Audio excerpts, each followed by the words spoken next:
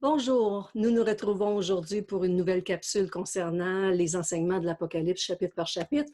Et nous avons vu la semaine dernière l'éclat de gloire qui était au ciel lorsque Jean était ravi en esprit. Et nous avons feuilleté le chapitre 5 de tout le livre qui déclarait vraiment que Jésus était le propriétaire de la terre, ses titres de propriété allaient être mises effectives.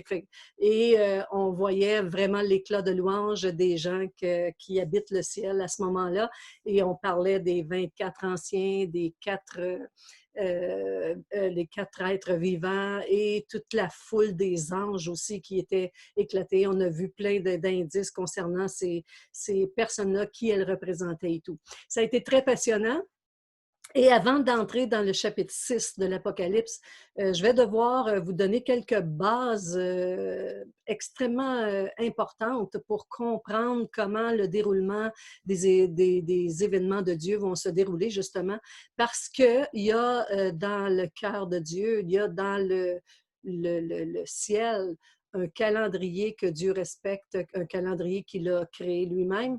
Et ce calendrier se traduit pour nous dans les Écritures par les fêtes que l'Éternel a conçues, a ordonnées à Moïse. Alors pour ça, on va demander à Dieu son onction, sa présence, parce que vous savez que Jésus, il dit « Sans mon Saint-Esprit, vous ne pouvez rien faire, quand bien même j'enseignerai de la meilleure façon du monde, s'il n'y a pas l'Esprit de Dieu qui parle à nos cœurs et qui nous donne la mesure du battement de son cœur, qui nous donne son esprit pour la compréhension des Écritures, on n'y arriverait pas. Fait que ça prend vraiment l'aide de Dieu. Alors Seigneur, on est là devant toi, tous réunis en ton nom, et on planifie vraiment ensemble tout être vivant qui entend les paroles qui vont être dites aujourd'hui. Je prie qu'afin qu'il y ait une ouverture dans notre esprit, une ouverture dans mon cœur, moi aussi, Seigneur, principalement, afin que toute la révélation des Écritures soit accordée à ta fille et que je puisse transmettre adéquatement ce qui est juste et bon, Seigneur, et de donner vraiment un vent de ton Saint-Esprit dans cette nouvelle capsule des enseignements de l'Apocalypse, un livre si merveilleux de révélation et important à tes yeux, puisque tu as dit que heureux était celui qui le lisait et celui qui entendait, celui qui lit. Alors, on est ensemble pour étudier ta parole et je prie pour ton onction aujourd'hui. Alors, je vous remercie d'être présent encore avec nous. Je vous encourage encore une fois à partager ces enseignements avec vos amis, vos connaissances, à le partager sur votre page Facebook afin que tous ceux et celles qui sont intéressés par les Écritures puissent l'entendre et être vraiment dans la pleine révélation de la parole de Dieu. Aujourd'hui, c'est possible que je laisse à l'écran la diapositive beaucoup plus longtemps parce qu'on va traverser justement l'étude du plan universel de Dieu, pas le plan qu'on a vu au début, mais le calendrier de Dieu, comment il a établi son calendrier en nous révélant cela dans les fêtes de l'Éternel que le peuple juif devait propager et continuer, perpétuer à travers les âges et les générations qui ont suivi le début de cette fête-là, de ces fêtes-là. Vous allez en reconnaître quelques-unes parce que nous, comme chrétiens, on en célèbre quelques-unes aussi. On ne peut pas toutes les célébrer parce qu'il y en a qui ne sont pas encore effectives, c'est-à-dire qu'il y a des fêtes qui ont été réalisées déjà, puis des événements qui étaient proposés par Dieu, qui allaient être en conjoncture avec ces fêtes-là. Aujourd'hui, plusieurs d'entre elles sont déjà réalisées, mais certaines de ces fêtes-là ne sont pas encore arrivées concernant le calendrier de Dieu pour son intervention humaine dans la vie terrestre des hommes. On va comprendre tout ça mieux en l'expliquant tantôt. Fait que ce que je vais faire, d'abord, il faut comprendre une chose, c'est que le calendrier de Dieu est basé sur le peuple juif. C'est un peuple qui s'est choisi pour apporter sa lettre d'amour dans le monde entier.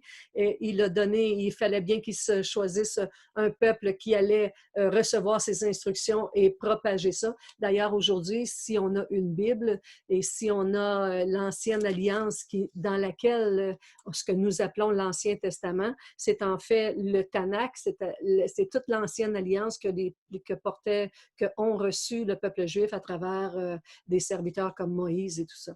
Maintenant, il faut comprendre une autre chose, c'est que le Nouveau Testament que nous avons, cette nouvelle alliance que nous avons à cause de Jésus-Christ, c'est encore des Juifs qui l'ont propagé, c'est encore des Juifs qui nous l'ont accordé, parce que la plupart de tous les écrivains du Nouveau Testament sont aussi des Juifs à notre connaissance.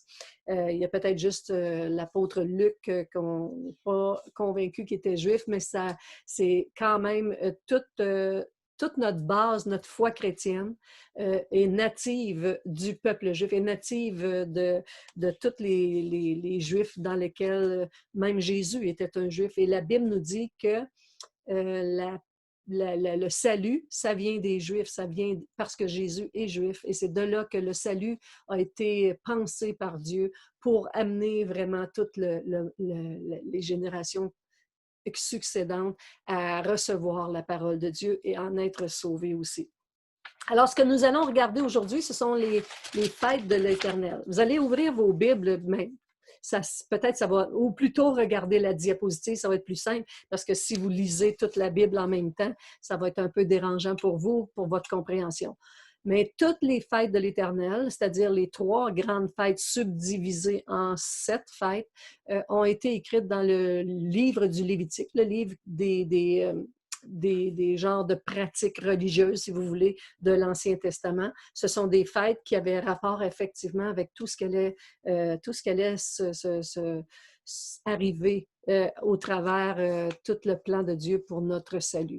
Alors, regardons cette diapositive ensemble. Je vais la partager avec vous, espérant que ça va très bien, que vous allez pouvoir la lire comme il faut. Regardez avec moi cette diapositive. Bon, il y a beaucoup d'informations là-dedans. C'est pourquoi j'aimerais on va porter attention beaucoup à ce qui est là pour qu'on puisse comprendre. Donc, le livre du Lévitique, le 23e chapitre, nous révèle les grandes fêtes. Le livre disait exactement à Moïse qu'il devait instaurer ces fêtes-là.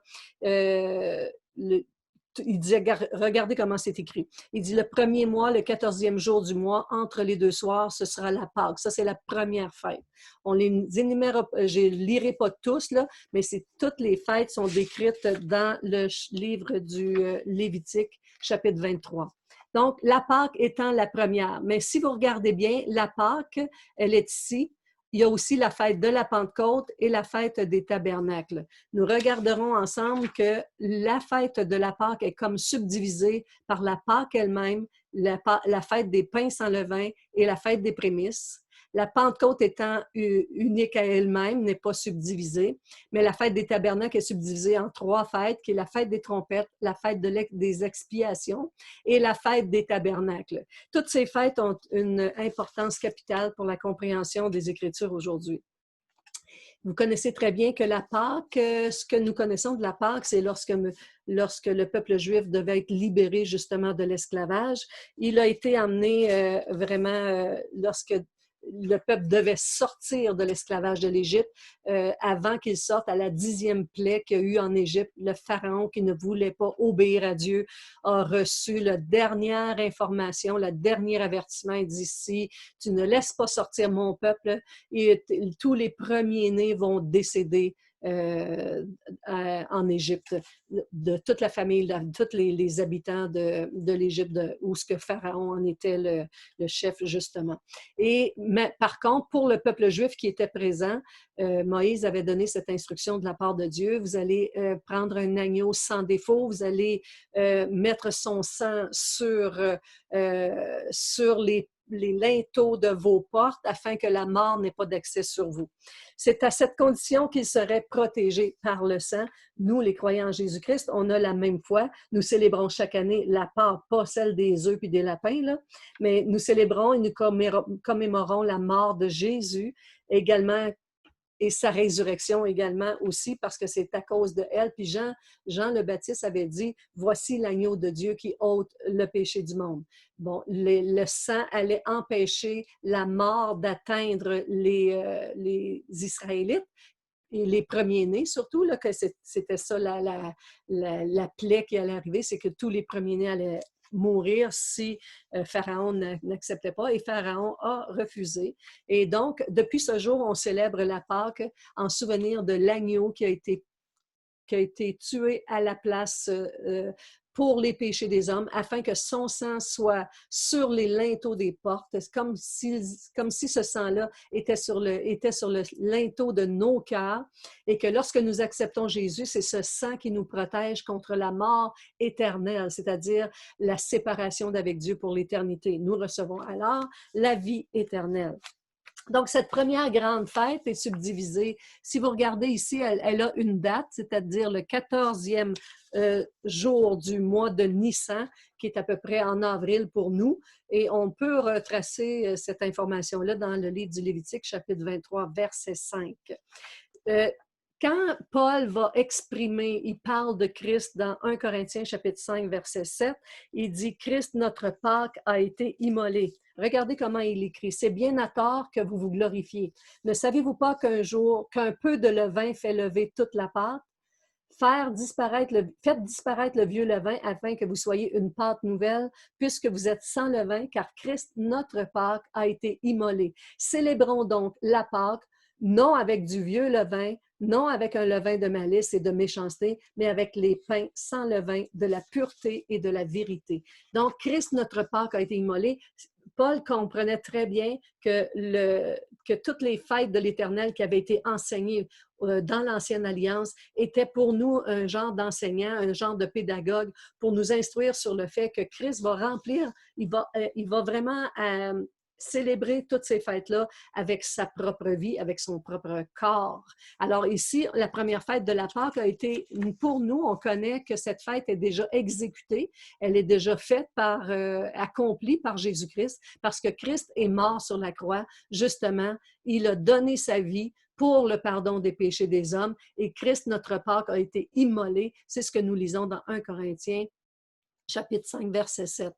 Donc, le terme juif pour parler de la Pâque, c'est la Pessah, qui représente pour eux la sortie d'Égypte. Eux, ils célèbrent ça comme ça. Nous, on célèbre la Pâque en souvenir de ce que Jésus nous a fait sortir de l'esclavage du péché. De la même façon, c'est très symbolique, mais c'est très réel. Christ a vraiment fait cette Pâque-là afin qu'on comprenne que la Pâque dans laquelle lui, il offre son propre sang comme étant l'agneau de Dieu, il donne sa vie afin que nous ayons la vie éternelle. Deuxième fête, c'est-à-dire dans la fête de toute la Pâque, il y a la Pâque elle-même, mais il y a aussi la Pâque, les pains sans levain, ça représente Jésus quand il est mis au tombeau. Donc, cette fête-là est aussi le 14e jour de Nissan, mais c'est à partir du soir où la Pâque elle-même termine, il y a la fête des pains sans levain qui va débuter au 15e jour, c'est-à-dire tout de suite après. Jésus va être porté au tombeau. 1 Corinthiens chapitre 5, verset 7, ça nous dit que la Pâque, elle est nouvelle, elle est sans levain. Il dit, enlevez donc le levain. Le levain a toujours représenté le péché, même pour les Juifs, ils comprennent que le levain, c'est vraiment la présence du péché qui fait lever toute la pâte, et Paul reprend ces expressions-là pour nous faire expliquer qu'il faut vraiment recevoir Jésus comme sans levain, ça veut dire sans le péché, et c'est ça qu'il est venu faire. Il est venu enlever notre péché dans notre cœur. Fait que vous voyez les informations concernant ici la fête des pains sans levain.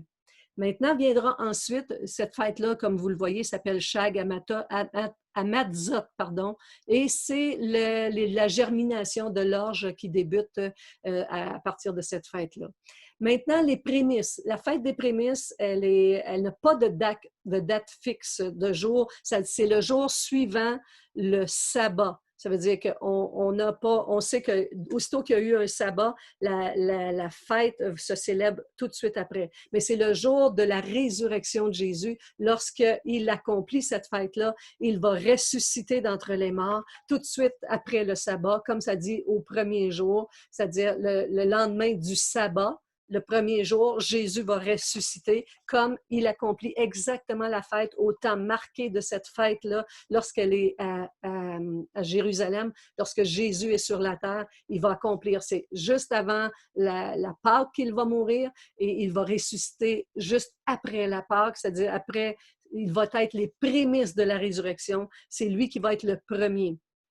1 Corinthiens 15, chapitre 23, ça dit Christ comme prémisse. Je ne sais pas si j'ai noté. Non, je n'ai pas noté cette.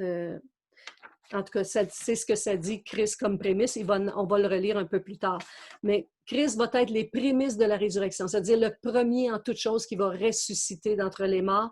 Et c'est pourquoi nous avons cette fête-là que Christ a déjà accomplie en ressuscitant d'entre les morts, en sortant du tombeau. La Pâque est vraiment une fête importante parce qu'on sait qu'elle est connue maintenant, beaucoup plus connue des habitants de la terre. Elle est connue parmi les païens, elle est connue parmi les chrétiens, elle est connue parmi les Juifs. La fête des pains sans levain, toutefois, elle était moins connue, mais on sait que Christ a été mis vraiment au tombeau. Le salut, en fait, il y a 3 aspects dans le salut. Il y a la justification, il y a la sanctification, puis il y a la glorification. Quand Christ nous sauve, il nous rend juste, il nous enlève tout péché, il nous déclare juste. Ça s'appelle vraiment la justification. Maintenant qu'on est sauvé, on travaille à notre salut. Ça dit « Travaillez donc à votre salut qui est si précieux » et ça s'appelle la sanctification. On marche dans la sanctification. C'est-à-dire qu'on marche dans l'intérêt, dans notre cas, pour continuellement laisser le Saint-Esprit nous indiquer ce qui est bien de ce qui est mal et on marche dans la sanctification. Ça veut dire qu'on ne retourne pas à notre ancienne vie, on marche dans la sainteté. Ça s'appelle la sanctification. Un jour, on va passer dans l'autre monde et nous serons en présence de notre Seigneur Jésus-Christ. Nous serons sauvés de la présence du péché à ce moment-là complètement et ça s'appelle la glorification. C'est ce qui nous amènerait à la 3e fête, qui est à dire la fête des prémices. C'est très bon de connaître comment cette fête-là nous a rendus participants de la résurrection de Jésus. Mais comprenez bien, je vous parle des prémices parce que c'est très important. Quand on va étudier la loi des semences et des moissons, on va mieux comprendre qu'est-ce que les prémices ont à faire de là-dedans. Maintenant, on a la fête de la Pentecôte. La Pentecôte, c'est une fête exceptionnelle aussi, qui est déjà accomplie par Jésus-Christ. La Pentecôte, c'était 50 jours. En fait, il comptait vraiment le homer, par le homer.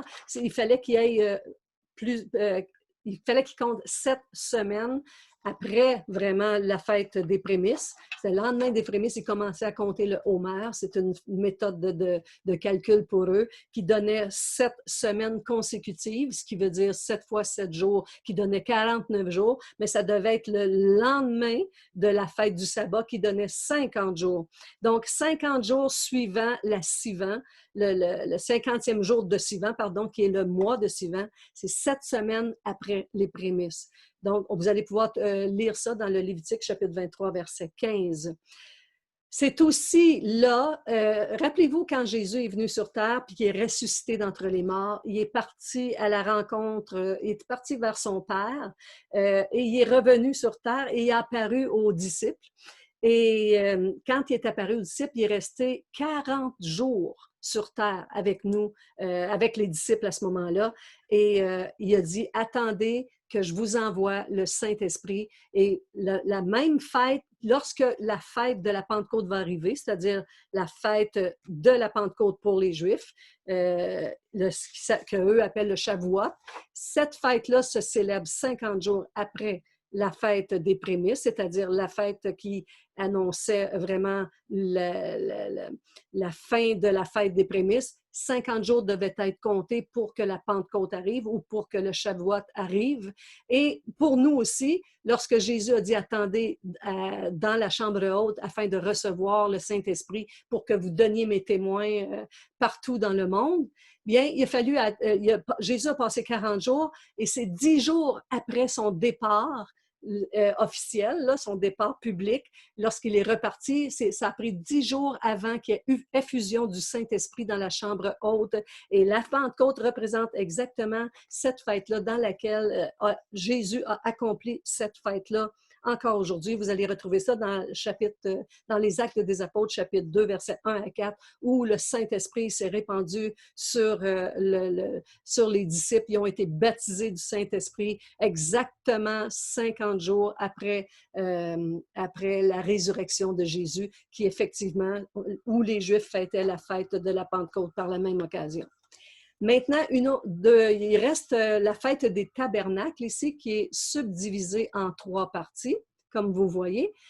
D'abord, ces fêtes-là ne sont pas encore accomplies. C'est Dieu qui va les accomplir complètement lorsqu'il va revenir. Donc, nous, on célèbre facilement la fête de la Pâque, la fête de la Pentecôte, mais la fête des tabernacles, des trompettes, de l'expiation en fait, elle est subdivisée. Comme vous voyez, ici, la Pâque était subdivisée en 3 parties, débutait par la Pâque.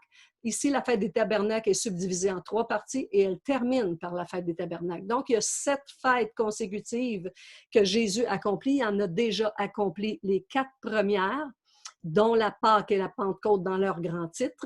Et il va accomplir les 3 dernières lorsqu'il reviendra. Mais comment revient-il? Rappelez-vous que Jésus revient en 2 phases. Il revient premièrement comme juste dans les airs. C'est nous qui allons aller à sa rencontre. Les morts en Christ ressusciteront premièrement et nous qui serons restés vivants, nous irons à sa rencontre, à la rencontre du Seigneur.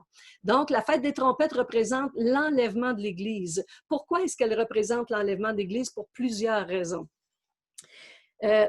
Elle représente, premièrement, c'est des coups de trompette. Rappelez-vous qu'il y avait des coups de trompette, c'est la fête des trompettes où le chauffard est sonné, où ce que le rappel. On sait que les Juifs en 1948, il y a eu la reconstruction du pays d'Israël, mais il y avait eu toute pas la diaspora, mais toute cette planification des Juifs de revenir en Israël. Et ça a commencé dans les années 1900, mais on sait qu'un jour, tous les Juifs vont revenir en Israël parce que tous les Juifs vont être sauvés, que nous dit la parole de Dieu. Et on sait que probablement que c'est au coup de trompette, lorsque la trompette sonnera justement à la fête à l'une des fêtes de trompette, parce qu'il y en a eu plusieurs, il y en a chaque année, mais cette fête-là particulièrement, lorsque Jésus viendra l'accomplir, ce sera aussi l'enlèvement de l'Église. Et là, probablement que tous les Juifs de la terre vont se sentir interpellés pour revenir de manière complète, parce qu'il y en a beaucoup qui sont en Israël présentement, mais tous les Juifs ne sont pas en Israël aujourd'hui. Fait qu'il y aura probablement un rappel flagrant de tous les Juifs qui reviendront en Israël, mais cette fête-là est vraiment relative à notre fête de l'enlèvement de l'Église, parce que ce sont des coups de trompette. Rappelez-vous qu'il y avait un coup de trompette pour le rassemblement, un coup de trompette pour l'enlèvement. Et on pense sincèrement, et on n'est pas seul, il y a plusieurs exégètes, la plupart d'ailleurs, confirment que cette fête-là sera la fête du Rosh Hashanah. C'est le début d'une nouvelle année, c'est l'enlèvement de l'Église, c'est le retour complet du peuple juif. C'est aussi... Il faut comprendre aussi que Jésus dit que quand il reviendra comme un voleur. Personne ne connaît ni le jour ni la date. Maintenant, comprenez une chose aussi, c'est que dans toutes les fêtes en Israël, la journée est fixée à tel mois, telle date et tout ça. Pour ce qui est de la fête des trompettes, ça dit que ça va être le premier jour de Tishri. Mais le premier jour, les Juifs fonctionnaient avec des systèmes lunaires. La seule journée du mois qui n'était pas connue exactement, c'était la première, parce qu'eux autres, ils attendaient vraiment que toute la lune ait terminé son cycle pour recommencer un nouveau cycle. Quand le nouveau cycle recommençait, c'était le premier jour. Et des fois, les journées, eux autres, ils ont des mois de 30 jours, mais ils ont des journées où le sabbat commençait plus tard et plus tôt, dépendamment du cycle lunaire. Donc, comme on ne connaît pas exactement le jour où commençait cette fête, on attendait vraiment que le premier quartier de lune apparaisse là, pour que le mois recommence. Et là, la première journée de la fête des trompettes était déclarée. Et aujourd'hui, bien évidemment, on a des outils meilleurs pour ça, mais c'est de la façon qu'ils procédaient pour savoir quand débuter leur première fête. Et ça déclarait le premier jour. Donc, ce premier jour donnait aussi le pouls pour le 14e jour, le 15e jour et ainsi de suite pour les autres fêtes. Mais que c'était la seule fête dont on ne connaît pas. Fait que les 2 coups de trompette sont les coups qui vont être donnés pour vraiment l'enlèvement de l'Église, cette belle fête qui s'appelle le Rosh Hashanah. Et ça, ce n'est pas encore accompli, mais ça fait partie du calendrier de Dieu. Et au temps marqué, au son de la trompette de Dieu, les morts en Christ vont ressusciter premièrement, et nous, les vivants, nous serons enlevés dans les airs avec eux. Mais la Bible dit que nous serons enlevés, mais chacun en son rang. Ici, c'est important de comprendre que c'est chacun à son rang. Regardez bien comment il dit. Car le Seigneur lui-même a un signal donné. Ça, c'est dans Thessaloniciens, chapitre 4, versets 16 à 18, là, pardon pour l'information. Car le Seigneur lui-même a un signal donné à la voix d'un archange et au son de la trompette de Dieu descendra du ciel. Et les morts en Christ ressusciteront premièrement. Ensuite, nous, les vivants qui seront restés, nous serons tous enlevés avec eux sur des nuées à la rencontre du Seigneur dans les airs, et ainsi nous serons toujours avec le Seigneur. Consolez-vous donc les uns les autres. Donc, une trompette de retour pour les Israélites, une trompette aussi pour l'enlèvement de la fiancée. Il faut dire fiancée en réalité au lieu de l'épouse, parce que le mariage entre la fiancée et le Seigneur n'a pas encore eu lieu. Ça va arriver plus tard. Donc, on parle souvent de l'épouse de Christ, mais l'épouse n'est pas encore l'épouse, elle est une fiancée.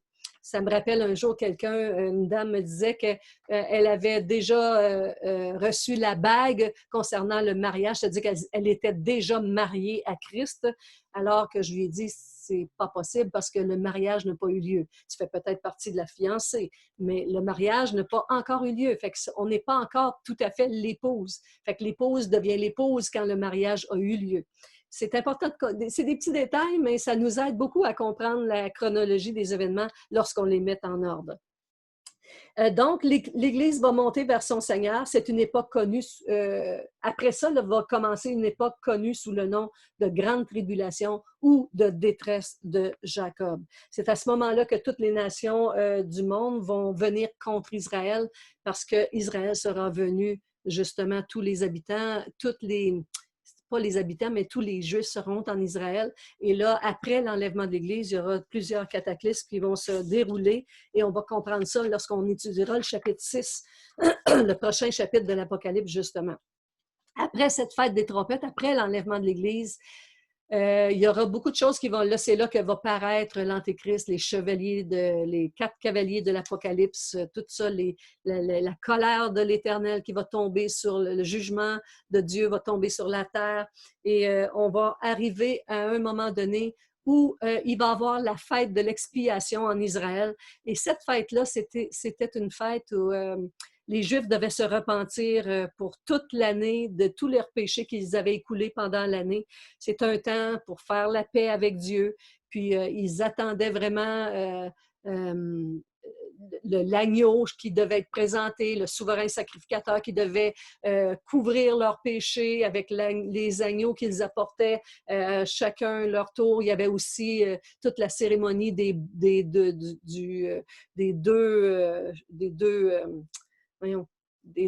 pas des veaux, mais des bœufs. Fait qu'il devait avoir toute une cérémonie pour enlever les péchés sur Israël, mais ça couvrait les péchés. Tandis que lorsque Jésus nous est donné, ça ne couvre pas les péchés. Lorsque Jésus nous sauve, il ne couvre pas nos péchés, il les ôte. C'est l'agneau de Dieu qui ôte le péché du monde. Regardez bien ce qui se passe à la journée de l'expiation, cette fête qui n'est pas encore accomplie par Jésus-Christ. C'est le retour de Jésus-Christ physiquement sur la terre. C'est à ce moment-là que les Juifs vont reconnaître celui qu'ils ont percé. Christ revient sur la terre, non pas comme souverain sacrificateur. Ben, c'est-à-dire qu'il est souverain sacrificateur, mais c'est lui qui va entrer, qui a donné le pardon une fois pour toutes pour le pardon des péchés. Et quand les Juifs, à ce moment-là, ils vont, à cette fête-là particulièrement, ça dit dans Zacharie, chapitre 12, verset 10, à ce moment-là, ils reconnaîtront celui qu'ils ont percé. Quand ils vont voir Jésus, ils vont reconnaître, là, ils vont être menacés par la terre entière, par tous les pays du monde entier vont se tourner contre Israël, que la Bible nous dit, et que aujourd'hui, c'est difficile à comprendre parce qu'on voit Israël qui a beaucoup d'alliés, les États-Unis, entre autres, le Canada et beaucoup d'autres alliés dans le monde. Mais à cette époque-là, les alliés seront tombés et tout le monde sera contre Israël. Qu'est-ce qui se sera produit pour que ça en arrive là? On ne sait pas exactement, mais on sait comment il peut y avoir des revirements très rapides dans l'histoire humaine, un peu comme nous vivons actuellement. C'est un revirement. Le monde change continuellement et ce n'est pas toujours dans la meilleure façon qu'on aimerait que ça change, mais plus ça va, plus on va être confiné à des autorités, à de la dictature, parce que le dictateur s'en vient justement et le monde entier va tourner ses regards, c'est-à-dire que beaucoup de monde vont s'associer dans cette guerre qui va avoir lieu contre les Juifs, cette guerre qui va avoir lieu à Armageddon justement. Et ce jour de repentance, c'est quand Jésus revient sur la terre. À ce moment-là, ils vont s'apercevoir qu'ils ont été dupés. Parce eux autres, ils vont penser que l'Antéchrist, c'est le Messie. Il va se présenter dans le temple, se présentant comme Dieu. Mais lorsqu'ils se réveilleront de ce cauchemar, parce que là, eux autres aussi vont être persécutés par l'Antéchrist. L'Antéchrist ne croyait pas qu'il vient pour les Juifs, mais eux vont penser qu'il vient pour eux. Ils vont être vraiment dupés, trompés, séduits, et ils vont avoir pris l'Antéchrist comme celui qui est leur Messie, parce qu'ils ont toujours mis Jésus à l'écart, comme s'il n'avait jamais été le Messie.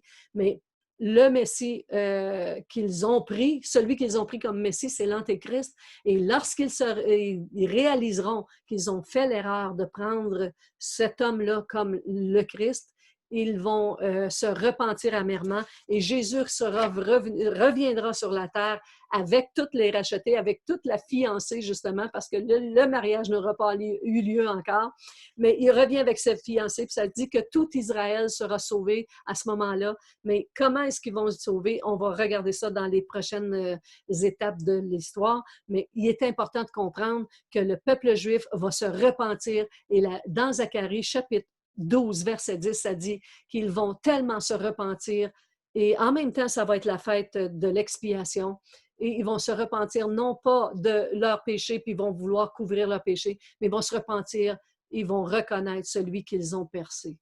Pour la première fois dans l'histoire, tous les Juifs vont comprendre que le Jésus qui était venu puis qu'ils ont crucifié, celui qu'ils ont percé, ils vont le reconnaître comme Messie et vont se repentir et se convertir entièrement. C'est ce que ça nous dit dans le livre de Romains, où ce que ça dit que tous les Juifs vont être, tout Israël sera sauvé, dans le chapitre 1, verset 26. 11, 26, pardon. Donc, cette fête du Yom Kippour, qui est célébrée encore en Israël, sera la fête de la repentance, du pardon des péchés, d'un examen de conscience intense parmi les Juifs. Et nous, évidemment, l'Église ne sera plus là, la fiancée n'est plus là, mais elle va être revenue. On revient avec Christ pour mettre un terme à la guerre d'Armageddon qui va avoir lieu dans ce lieu-là, à Armageddon, justement, pour empêcher vraiment la destruction du peuple juif. Jésus revient avec toute sa félicité pour arrêter ce drame mondial qui est propulsé contre les Juifs, encore une fois, et il va mettre un terme à cette guerre-là, lui-même, avec tous les rachetés qu'il amène avec lui, sa fiancée, effectivement. Et lorsque les Juifs se convertiront, bien là, il y aura des choses qui vont se passer qu'on va lire dans les prochains chapitres. Viendra ensuite, là, cette fête-là n'est pas accomplie non plus, c'est la fête elle-même des tabernacles. Cette fête-là, C'est l'ouverture de la dernière fête qui est en Israël. C'était la fête de réjouissance, la fête de la récolte, la fête où on mettait, le travail était terminé, on avait mis tout le travail des récoltes en arrière de nous. C'était une célébration d'adoration. Ça s'appelle la fête des cabanes. On amène toutes nos tentes, on campe ensemble, on célèbre la récolte, les réjouissances, et c'est très significatif avec la prochaine étape de l'histoire des nations et du peuple juif. La fête des tabernacles va être célébrée justement à l'ouverture du millénium, lorsque Christ dit qu'il reviendra avec son épouse. Là, le mariage va avoir lieu au début du millénium, et nous allons voir maintenant Christ habiter au milieu de nous. Ça dit que ça va être 1000 ans de repos sur la terre, 1000 ans de paix, où la guerre n'existera plus, les larmes vont être essuyées. Maintenant, c'est pas l'éternité qui commence tout de suite, c'est pas le plan d'éternité, mais c'est 1000 ans de paix où Jésus-Christ lui-même vivra avec nous, et la fête des tabernacles va être célébrée justement à ce moment-là. Fait que cette célébration-là, c'est encore Christ qui va l'accomplir. Donc, 3 fêtes sont à venir: l'enlèvement de l'Église, la repentance des Juifs qui reconnaissent le Messie qu'ils ont percé, et la fête des tabernacles, le 1000 ans de paix que nous allons passer avec Jésus-Christ. N'est-ce pas passionnant?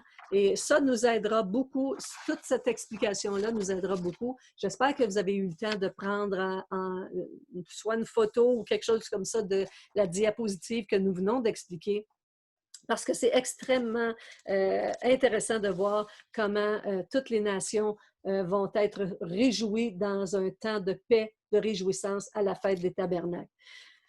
Ouf, quelle expérience! Fait que c'est important de comprendre le calendrier de Dieu, parce que toutes ces fêtes, ceux qui disent que Jésus est déjà revenu, ça ne marche pas, là. La fête n'est pas encore arrivée, la fête des trompettes n'est pas, le rassemblement des Juifs n'est pas fait au complet non plus. Fait qu'il y a beaucoup de choses qu'il faut suivre adéquatement, et le temps de Dieu, c'est le temps de Dieu, et on ne peut pas changer ça. Même Jésus, rappelez-vous, moi je me rappelle les premières fois que je lisais les Écritures, on me parlait je voyais que Jésus disait tout le temps: mon heure n'est pas venue, mon heure n'est pas venue. Marie lui avait demandé de faire un miracle, et il disait: mon heure n'est pas venue. Quelle était donc cette heure? Cette heure, c'était l'heure de sa crucifixion, l'heure de la rédemption du monde entier par le sacrifice de Jésus. Son heure allait venir, et lorsque son heure est venue, Jésus a dit: maintenant c'est l'heure. Le prince de ce monde va venir, il va être chassé de la terre, il va être arrêté, mais c'était par son sang, par son sacrifice. Jésus connaissait exactement les minutes, le temps, l'heure, et dans quelques semaines, nous allons étudier les 70 semaines qui ont été prophétisées sur le peuple juif, et nous allons comprendre davantage comment le temps marqué de Dieu s'accomplit jour après jour, exactement le jour. Fait que le jour de l'Éternel, le jour de la fête des trompettes, qui va être signifié, dont on ne connaît pas exactement le début de cette journée, ben, il va y avoir un signal, un coup de trompette dans les airs, et ça va être au temps marqué par Dieu, et il va accomplir la fête des trompettes, il va accomplir la fête de l'expiation ensuite, et 7 ans plus tard, effectivement, parce que la fête de la trompette, c'est l'enlèvement de l'Église, c'est le rassemblement de tous les Juifs, et c'est l'enlèvement de ceux qui étaient morts en Christ et ceux qui étaient restés vivants. Et après cela, bien, il y a 7 années de désolation qui vont être sur la terre, et c'est là que va paraître l'Antéchrist, c'est là que va paraître aussi, vous allez voir un autre groupe de personnes être sauvées. Il y en a encore quelques-uns, il y en a encore 4 autres à venir. On en a connu 3 jusqu'à l'instant. On a parlé de la résurrection. Ça, c'est une autre chose dont je vais devoir vous expliquer immédiatement. La résurrection des justes et des injustes, il y a 2 résurrections, en fait, dont la Bible parle. Venez avec moi, je retourne à la diapositive, on va regarder ça ensemble encore, parce que c'est important de bien comprendre. Et pour ça, il faut absolument réaliser qu'on doit se soumettre à la loi des semences et de la moisson, parce que quand Christ a vraiment établi ces fêtes-là, ben, je ne sais pas si vous avez remarqué, mais la petite diapositive, c'était l'orge, le blé et les derniers fruits. Fait qu'on a repris l'orge, le blé et les derniers fruits dans toute la séquence de l'explication des lois des semences et des moissons que Dieu enseigne dans sa parole, pour bien comprendre qu'à chaque fois qu'il y a une récolte, le peuple juif devait présenter les prémices. C'est-à-dire qu'avant de consommer les récoltes, ils devraient prendre une gerbe de leur récolte, les exposer devant Dieu, les envoyer de gauche à droite, les placer devant Dieu en signe de reconnaissance de ce qu'une récolte arrivait et afin que l'Éternel agrée cette récolte-là et qu'il n'y ait aucun malheur qui arrive sur la récolte. Et il pouvait à ce moment-là consommer le reste de la récolte. Mais cette partie-là était réservée et c'est ce qu'on appelle les prémices de la récolte. Il y a 3 récoltes en Israël. Il y a l'orge, le blé et les derniers fruits. Donc, l'orge ici, vous allez comprendre que toute cette explication, c'est toujours dans le livre du Lévitique, chapitre 23, verset 19, le chapitre 34, verset 26. Là, vous avez toutes ces références-là ici, là, et le Lévitique 23, 9 à 14. Les prémices, c'est les premiers fruits, comme je viens de l'expliquer. Et quand Christ est ressuscité, les versets qu'on a lus tantôt, c'est Christ, les prémices. Christ, notre Pâque a été immolé, mais c'est lui les prémices de la résurrection. Regardons ensemble. Je vais vous amener, avant d'aller là, de vous expliquer que les résurrections, je ne sais pas si c'est assez gros pour que vous voyez, c'est très petit en effet, mais je vais vous lire ce qui est ici. Dans 1 Corinthiens chapitre 15, versets 22 à 23, ça dit « Et comme tous meurent en Adam, de même aussi tous revivront en Christ, mais chacun en son rang. » Fait que la résurrection des justes, ça veut dire la résurrection de ceux qui s'en vont dans la présence de Dieu, ça se fait chacun en son rang. Ça dit Christ comme prémisse, puis ceux qui appartiennent à Christ lors de son avènement. C'est Jésus-Christ en premier, après ça, c'est les autres. On a conclu la semaine dernière que dans le livre de Matthieu, chapitre 27, 52, j'essaie toujours de me rappeler, aussitôt ça dit qu'il y avait eu un grand tremblement de terre lorsque Christ était sur la croix, mais après que Jésus a été ressuscité au verset 5, tout de suite après que c'est expliqué que les morts qui sont sortis des tombeaux, ça c'était après la résurrection de Jésus-Christ, parce que Christ, c'est les prémices, c'est le premier ressuscité. Donc les prémices, il faut comprendre que quand Dieu se bâtit une église sur terre, il y a à l'intérieur de l'église, il y a celle qui va ressusciter comme les prémices et il y a celle qui va ressusciter chacun en son rang. Il y en a qui ont le rang de la fiancée, le rang de l'épouse. Il y en a d'autres qui auront le rang des invités au repas du Seigneur et d'autres qui auront les rangs des serviteurs. Fait que c'est important de comprendre ça parce que les prémices, c'est vraiment l'épouse, celle qui est promue, celle qui est fiancée, celle qui va être promue comme l'épouse. Parce qu'à chaque fois qu'il y a une résurrection ou qu'il y a c'est Christ premièrement comme prémisse, évidemment, c'est lui l'époux. On le voit dans 1 Corinthiens chapitre 15, comme on vient de lire, versets 22 et 23, et on retrouvera ça dans Apocalypse 4, 3 et Apocalypse 5, 6. C'est Christ les prémices, c'est lui le premier de tous ceux qui ont été ressuscités. Ensuite, il y a les saints de l'Ancien Testament. Ça, c'est toute la récolte d'orge qu'on voit ici, qui va être cette récolte-là. Il y a plusieurs saints de l'Ancien Testament. Et comme vous l'avez vu la semaine dernière ou la semaine passée, ou la dernière fois que vous avez écouté la dernière capsule, il s'agit ici des 4 êtres vivants, puis les saints de l'Ancien Testament, c'était les 4 êtres vivants. Puis les prémices des premiers fruits, ceux qui sont ressuscités lorsque c'est Christ les prémices, puis après ça, il y a eu l'enlèvement de l'Église. Ça, c'est tous ceux qui sont aussi les prémices, les morts en Christ, puis l'épouse de Christ qui va paraître. Vous savez que la moitié des chrétiens qui habitent la terre devait rester selon la prophétie, selon la parabole des 10 vierges. Donc, il y a une partie qui restait. Fait que celle qui part, c'est celle qui va faire partie de l'épouse. Mais l'épouse n'est pas complète encore. Le mariage ne peut pas avoir lieu parce que l'épouse n'est pas complète.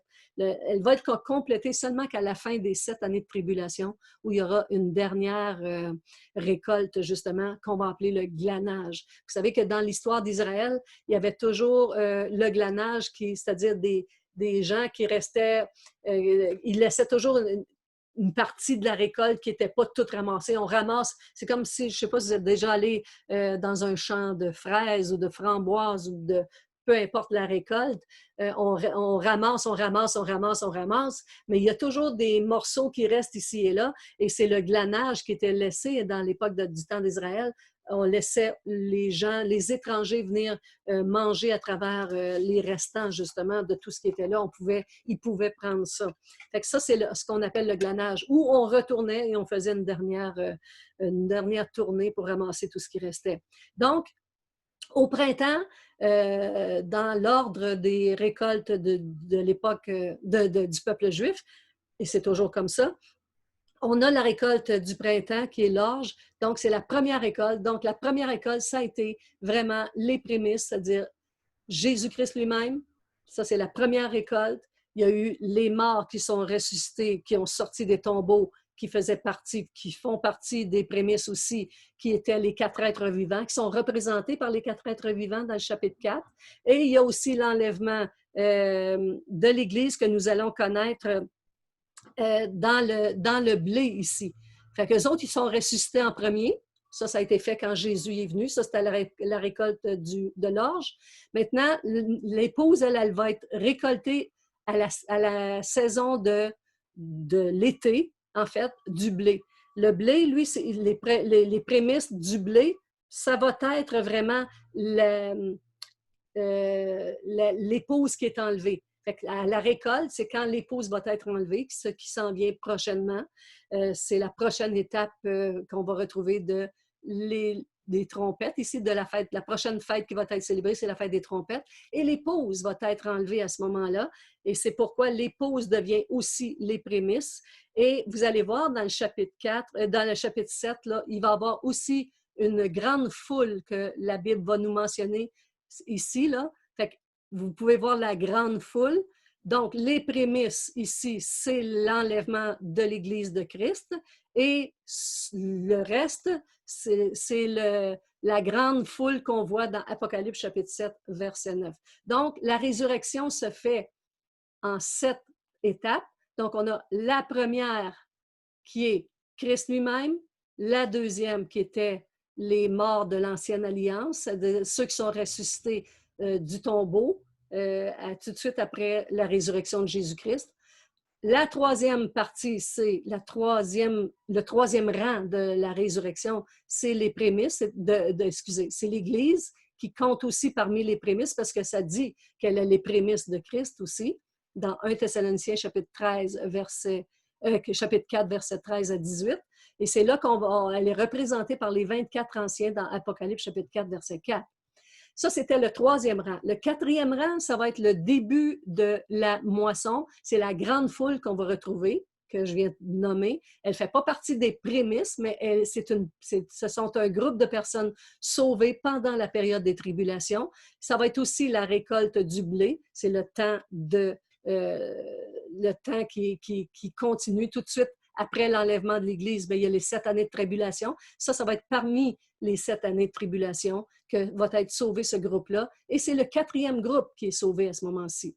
Maintenant, il y a aussi une autre célébration, la dernière fête, c'est la célébration des petits fruits. On ramasse, c'est la récolte des petits fruits à la fin. Donc, c'est les prémices de la moisson. C'est là qu'on va voir les 144 000 Juifs être sauvés. Et la Bible nous dit qu'ils sont les prémices aussi. Donc, ils vont faire partie. Toutes les prémices deviennent, en fait, l'épouse de Christ. Tous ceux qui sont des prémices. C'est le 5e rang de la résurrection. Il y aura aussi la moisson de la terre qu'on va voir dans Apocalypse chapitre 14, versets 14 à 20, c'est ceux qui ne prendront pas la marque de la bête. Et il y aura le 7e rang de résurrection, ce sont les martyrs de la tribulation. Eux autres, ils ont été rendus martyrs dès le début des 7 années de tribulation. Aussitôt que l'Église est enlevée, il y a des groupes qui restent et qui se repentent et qui vont mourir en martyrs, mais ça dit qu'ils sont mis en attente. Vous pourrez lire ça, on va le revoir ça éventuellement. Ils auront été mis en attente. Ils disent jusqu'à quand, Seigneur Jésus, devrons-nous attendre pour que tu viennes vraiment sauver les habitants de la terre? Bien, eux autres, ils ont été mis en attente. Puis quand vous allez voir, ce sont toutes des choses qu'on va voir prochainement, mais j'aime expliquer le tableau parce que ce tableau-là, vous allez pouvoir vous y référer assez souvent. Dans Apocalypse chapitre 6, versets 9 à 11, on voit qu'au 5e sceau, que ces gens-là sont morts en martyr, mais qu'ils sont mis en attente. Puis ce sont eux aussi, en Apocalypse chapitre 20, verset 4, qui vont ressusciter à ce moment-là, dans la période du glanage. Ça veut dire qu'on revient reprendre ce qui était resté derrière. Ouf, c'est très intéressant tout ça. J'espère que vous êtes capable de suivre. Maintenant, c'est important de savoir qu'il y a 2 résurrections. OK? Parce que je vais revenir avec le même texte, la même chose ici que vous aviez. On a vu tantôt qu'on devait ressusciter chacun en son rang, mais que regardez juste Acte 4, 24, 14 à 15, ayant en Dieu cette espérance qu'il y a une résurrection des justes et des injustes. On va l'étudier plus particulièrement, mais il y a vraiment une résurrection des justes et des injustes. Les justes, c'est qui? C'est ceux qui ont reçu Christ comme Seigneur et Sauveur. Les injustes, c'est ceux qui l'ont rejeté, qui n'ont pas suivi Jésus. Donc, il y a une résurrection pour ceux qui sont appelés justes et il y a une résurrection de ceux qui sont appelés injustes. Mais rappelez-vous que toute la résurrection des justes ne se fait pas en un seul coup. Elle se fait en 7 étapes, les 7 dont je viens de vous montrer, selon l'ordre de la loi des semences et de la moisson. Tandis que la résurrection des injustes ne se fait que dans une seule... tout d'un coup, elle se fait... Parce que longtemps, on a pensé, avant de connaître les Écritures, que la résurrection, c'était à la fin des temps, puis que Dieu allait séparer les bons des méchants, puis tout ça. Mais ce n'est pas comme ça que ça se passe. Il y a une résurrection qui a commencé avec Jésus-Christ, qui est les prémices de la résurrection. La résurrection se fait de tous les justes, c'est-à-dire tous ceux qui vont mourir avec Christ, qui vont aller au ciel. Ça se fait en 7 étapes. Donc, Christ est la première. Ensuite, il y a eu ceux qui sont ressuscités après Christ dans l'histoire lorsqu'il était sur terre. Ensuite, il va y avoir l'enlèvement de l'Église. Ensuite, il y a la grande foule. Ensuite, il y a les 144 000. Ensuite, il y a la vendange de la fin. Puis ensuite, il y a le glanage, c'est-à-dire les martyrs qui auront été déclarés martyrs au tout début des 7 années de tribulation, mais qui seront les dernières personnes. Donc, après les martyrs, toute la résurrection des justes aura été terminée et il y aura 1000 ans de paix entre les deux. Parce qu'Apocalypse chapitre 20, verset 5 nous dit les autres morts, c'est-à-dire ceux qui ne sont pas ressuscités dans toutes ces périodes ces 7 événements de résurrection-là, les autres morts ne revinrent point à la vie jusqu'à ce que les 1000 ans soient passés. C'est la première résurrection. Vous voyez ça dans Apocalypse chapitre 20, verset 5. C'est la première résurrection. Donc, la première est terminée. C'est la première résurrection. Donc, il dit que toutes les autres morts vont venir après l'époque des 1000 ans, jusqu'à temps que les 1000 ans soient passés. Il faut que... Donc, il y a 1000 ans de paix avec Dieu et nous serons avec lui tout au long des 1000 ans de paix, mais les morts qui sont morts sans Christ, parce qu'il y en aura d'autres aussi, il y a des gens, des habitants de la terre qui seront encore vivants à cette période-là, qui devront eux aussi soit recevoir Christ ou pas, mais c'est plus, on n'est pas dans le même contexte, parce que les gens qui sont morts sans Christ vont ressusciter d'un seul bloc, d'un seul coup, au chapitre 20, comme nous allons le voir. Au verset 11 et 15, jusqu'à 15 de l'Apocalypse chapitre 20, ça nous dira qu'il y aura un grand trône blanc. La mort et le séjour des morts rendirent les morts qui étaient en eux et ils furent jetés dans les temps de feu. C'est la seconde mort. Parce qu'ils sont morts physiquement et là, ils vont être jetés dans les temps de feu. Ça, c'est la seconde mort, mais ce n'est pas une mort dans le sens de disparaître. Parce que nous, on ne sait pas ce qui se passe. On est terrien, on meurt, on pense qu'on a qu'il n'y a plus rien après la mort, mais c'est le contraire. C'est soit la mort éternelle, soit la vie éternelle. Ici, ça dit qu'ils furent jetés dans les temps de feu, puis c'est ça la seconde mort. Fait qu'ils vont être jetés dans les temps de feu. Ils ne brûlent pas pour être brûlés puis disparaître. Ça dit que c'est là qu'il y aura des pleurs et des grinchements dedans. Les gens vont tellement regretter de ne pas avoir compris ce qui se passe, de ne pas avoir été sages pendant leur vie terrestre, de ne pas avoir cru à ce que Dieu a fait dans la personne de Jésus. J'espère que cela vous a beaucoup aidé à comprendre. En tout cas, c'est sûr que ça va revenir à plusieurs reprises, mais c'est peut-être important que vous ayez cette information-là avant qu'on entreprenne le chapitre 6 de l'Apocalypse pour bien comprendre toutes les étapes de résurrection, parce que là, vous en avez vu quelques-unes, quelques étapes. On en connaît quelques-unes, mais maintenant, on va voir les 4 autres étapes de résurrection qui vont venir après qu'on ait vu dans le chapitre 4 les 24 anciens qui représentaient l'Église de Christ, celle qui a été enlevée, les morts en Christ premièrement, puis nous qui étaient restés vivants. Ensuite de ça, il y a eu, avant ça, c'est-à-dire il y avait eu, à l'époque où Jésus est ressuscité, un autre groupe qui s'appelait les 4 êtres, qui est représenté par les 4 êtres vivants, où Dieu, quand Jean monte au ciel, il voit ça, il réalise qui sont ces personnes-là. Et vous allez voir que les autres personnes qui vont venir à Christ dans la période des 7 années de tribulation, ça va être pénible pour eux de faire ça. D'ailleurs, les premiers vont mourir en martyrs et ils vont être mis en attente de leur résurrection jusqu'à temps que tous les frères viennent à eux. On va étudier ça. C'est tellement passionnant. Mais j'espère que c'est ça, que vous comprenez bien qu'il y a 2 résurrections, la résurrection des justes, la résurrection des injustes. La première, elle se fait en 7 étapes, en 7 rangs, c'est-à-dire chacun en son rang. Là, on est rendu à attendre vraiment que Dieu accomplisse la fête des trompettes, c'est-à-dire la fête où il va manifester véritablement son retour, c'est-à-dire que l'Église part à sa rencontre et il reviendra célébrer la fête de l'expiation lorsqu'il reviendra sur la terre à la fin des 7 années de tribulation. C'est la fête d'expiation. Les Juifs vont reconnaître celui qu'ils ont percé, ils vont se repentir, ils vont se sauver. Et là, vous allez comprendre que il y a beaucoup de choses qui se passent à ce moment-là, mais quand la guerre aura été terminée, la dernière guerre qui va avoir lieu sur la terre, dans cette période de tribulation, il va y avoir une dernière guerre qui va avoir lieu, c'est la guerre d'Armageddon, où toutes les nations du monde vont être prises dans cette guerre-là. Et c'est Christ lui-même avec sa fiancée qui revient mettre un terme à cette guerre. Et là, on va venir habiter avec son peuple, c'est le peuple d'Israël qui sera présent parmi les habitants de la terre, évidemment, parce que Dieu a son regard sur ce peuple-là depuis toujours. Mais ce peuple-là, lorsqu'il vivra avec nous sur la terre, nous serons comme une seule entité parce que nous serons avec Christ, vivant 1000 ans de paix sur la terre et il y a d'autres choses qui viennent après. Mais jusqu'à date, j'essaie de pas trop vous donner d'informations en même temps parce que je veux pas compliquer les choses, je veux les simplifier. Fait que le calendrier de Dieu, c'est ces 3 grandes fêtes subdivisées en 7 fêtes qui nous donnent exactement la clarté des événements. Nous savons que l'enlèvement de l'Église n'a pas eu lieu, qu'elle va avoir lieu prochainement, que la fête de la Pâque, des pains sans levain, des prémices et de la Pentecôte, ces 4 fêtes sont déjà accomplies par Christ et c'est Christ lui-même qui va accomplir les 3 autres fêtes.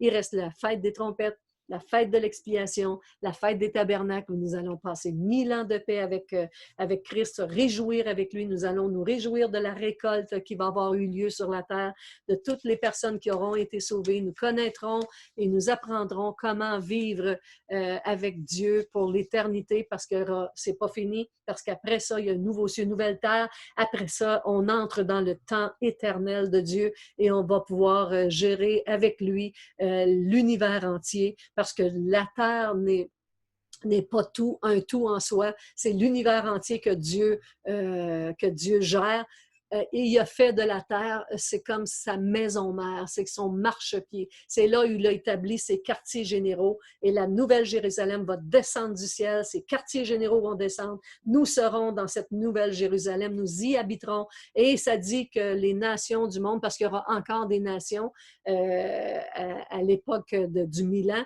qui vont venir adorer pendant l'époque du Milan, mais ça c'est avant que la Nouvelle Jérusalem tombe sur terre, vienne sur terre. Alors, il y a beaucoup d'informations aujourd'hui là-dedans. J'espère que cela vous aide. Comprenez aussi que la loi des semences et des moissons doit être respectée. Dieu, c'est pour ça qu'on comprend mieux les rangs de la première résurrection, parce que ça, à quelques reprises, il parle des prémices, celles qui doivent être présentées devant Dieu afin que toute la récolte. Fait que Jésus a été présenté devant Dieu, il était les prémices, ça, il a été comme une gerbe présentée devant Dieu, agitée de droite et gauche pour que la moisson soit acceptée et agréée de Dieu. Christ a été agréé, c'est lui qui va entrer maintenant comme précurseur de la nouvelle alliance et il va donner à notre peuple, à notre génération, une souveraineté incroyable. Il va donner un accès à un temps de grâce qui va être donné parmi toutes les dernières années que nous connaissons de la nouvelle alliance depuis qu'il est venu. Il y a eu ça a été submergé de grâce de la part de Dieu. Et ça, c'est vraiment Christ les prémices qui nous a donné cet accès-là. Et il y aura d'autres rangs de résurrection qui viendront. Et nous prions pour vous afin que vous y soyez, afin que vous apparteniez à Christ, parce que sans lui, vous ne pouvez rien faire. Si vous entrez, si vous vous présentez après votre mort, devant Dieu, vous allez être présenté devant Dieu. Si vous êtes présenté devant lui sans votre avocat, sans Christ comme avocat, vous êtes perdu. C'est lui l'avocat. Il dit, je suis l'avocat qui a été placé entre l'homme et son Dieu. Christ, c'est notre avocat. C'est lui qui nous représente auprès du Père. Il faut que Christ soit votre avocat. Vous ne pouvez pas vous présenter devant Dieu sans l'ultime avocat, celui qui a payé pour vous, celui qui a vraiment trouvé toutes les failles du système pour mettre vraiment un terme au péché et qui a enlevé votre péché justement pour que vous soyez déclarés justes devant Dieu. Sur ce, je vous souhaite une excellente semaine et on revient la semaine prochaine pour d'autres explications.